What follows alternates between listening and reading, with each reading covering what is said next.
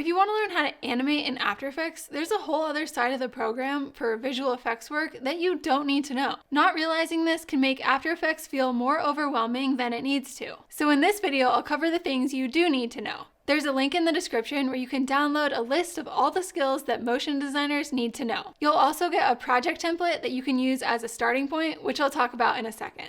In a previous video, I broke down the 5 steps that go into creating any animation in After Effects. You can check that video out here, and then follow along with this video to practice using the 5 steps to create your first animation. The point of this video is to explain what to learn next. So let's look at the specific skills you need to learn related to each step. The first step is to create a composition, so basically to set up your project. But there's more to it than that. To avoid creating a huge headache for yourself, whenever you start a new After Effects project, you should actually start by creating a series of folders on your computer. You can download my folder template to use as a starting point. For every animation project, I have one folder with these folders inside. These nested folders might differ slightly depending on the project. This is important for when you do step 2, which is to import files into After Effects. Imported files are linked, meaning that After Effects knows how to access this file in this specific location. If you move the file or rename a folder that it's in, it breaks the link. In After Effects, this shows up as missing files, and it can be a nightmare. To avoid this, save all the files you're using for this project in the project's folders. If I'm reusing a file from another project, I duplicate it and move the copy into the new project's folders. It's also helpful to have a similar folder structure inside the project panel in After Effects to stay organized and be able to find what you need when you need it. I've set this up for you in the template. And finally, you need to understand how to create compositions and what settings to use. The next step is to import or create your assets, meaning the things that you're going to animate. Anything that you want to make move needs to be on its own layer in After Effects. This can mean having multiple image files or layered Illustrator or Photoshop artwork. And when you import artwork from Illustrator or Photoshop, you'll need to choose Composition Retain Layer Sizes in order to actually have access to the layers. You'll also need to know how to create basic graphics in After Effects. Get comfortable creating shapes with the shape tools and drawing paths and custom shapes with the pen tool. You'll need to be able to create text and stylize it using either the properties or character panels. Understand how layers work on the timeline. Anywhere where there's a bar for the layer, that layer will be visible. You can trim and slide layers along the timeline and adjust the stacking order to control where layers are visible. Once you have what you're going to animate, the next step is to set keyframes to make it move. Open a layer on the timeline to see its properties. Any property with a stopwatch icon can be keyframed. The majority of all animations happen on these properties, the transform properties, specifically position, scale, rotation, and opacity. Knowing how to set keyframes is extremely important, and there are a few ways to do it. Get comfortable setting keyframes on different properties, adjusting the value of keyframes you've already set, sliding them along the timeline to adjust the timing of them, copying and pasting them, and reversing them. It's also important to understand that layers transform around their anchor point, and you'll want to get in the habit of adjusting anchor points before you start animating. Different types of layers, for example, vector layers from Illustrator, shape layers, and text layers, have different properties. You'll want to get familiar with the specific properties of shape layers and understand the difference between the 2 types of shape layers, parametric and Bezier shapes. Sometimes it can be useful to convert vector layers from Illustrator into shape layers so that you can animate the path of the shape. Text is a super common thing to need to know how to animate. Learn how to animate text with text animators. This allows you to animate each character, word, or line of text individually. And if you need to edit what the text says, you can do so and the animation still works. After Effects comes with preset text animators that you can apply to your text. You can create your own presets to save your custom animations and easily apply them to any text in any project. Once you understand the basics of properties and keyframes, it's time to learn how to control the motion of your animations. If you have a layer moving across the screen, you'll want to be able to adjust its motion path.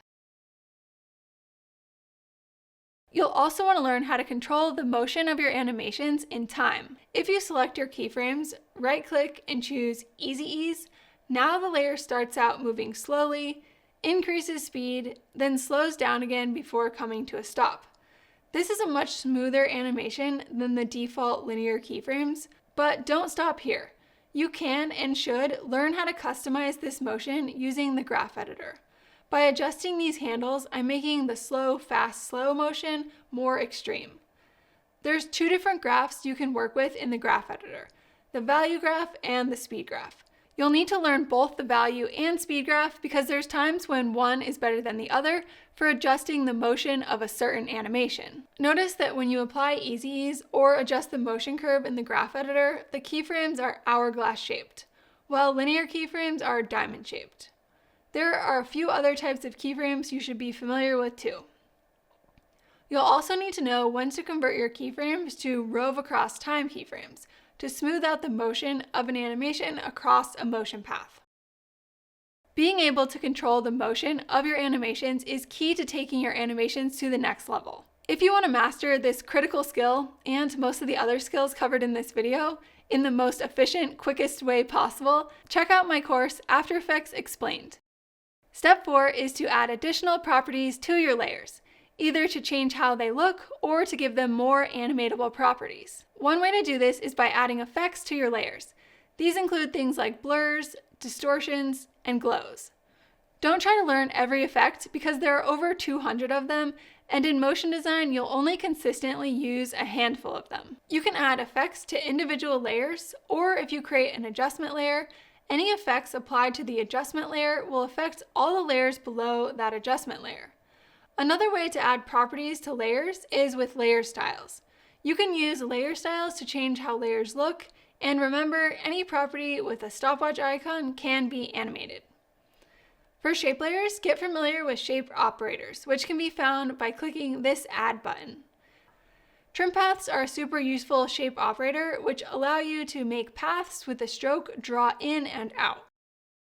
There will almost certainly be times when you want to hide or show only part of a layer, or animate something being revealed. This can be achieved with masks and mats. Masks are created on the layer and control where the layer is visible.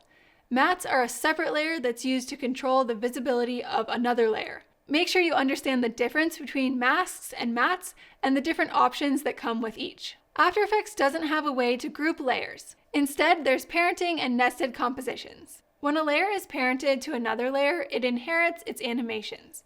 If I parent this layer to this layer, now if I move the parent, the child follows.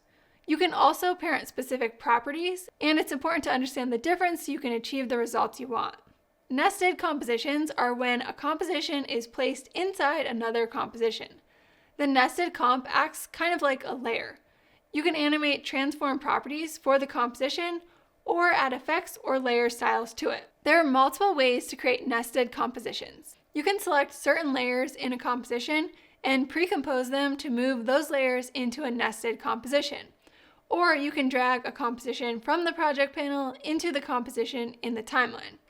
Or drag a composition onto the new composition button to make a new comp with it inside. Understanding how to effectively use compositions is key to staying sane when you're working on longer, more complex animations or when you have hundreds of layers. Compositions can also be used multiple times. And to get even more efficient and advanced, learn about essential graphics.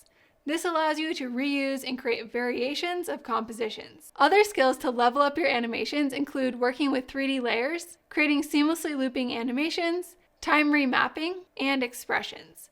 Expressions are JavaScript code that you can write on properties to control or automate animations. It's okay if you don't want to get super deep into expressions, but you should know some of the easier ones. The last step is to render your animation. You'll need to know how to export video files, GIFs, and still images with the correct settings for wherever the animation will be watched. One of the great things about After Effects is that it's not a program that you ever outgrow. There are always new things to learn, new techniques to try, and ways to push the boundaries. But if you're towards the beginning of your journey and want to take the quickest route to mastery, check out After Effects Explained. In this course, you'll create 7 real-world projects that build into a final explainer animation with a voiceover. If you're a complete beginner, think of this course as the fast track. Or if you've pieced together the basics but aren't quite sure how to tackle more complex projects, this course is perfect for you. The link is in the description.